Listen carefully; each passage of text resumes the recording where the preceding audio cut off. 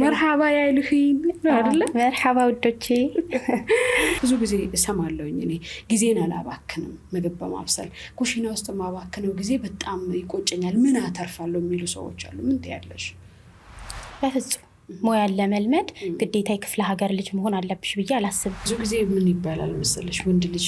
ክብርን ይወዳል ይባላል ሴት ልጅሳ መከበርን አትፈልግም ከቲክቶክ የምታተርፊው በጣም መልካም ሰዎችን ታተርፊበታለሽ እውነት ለመናገር በጣም ጥሩ ቤተሰብ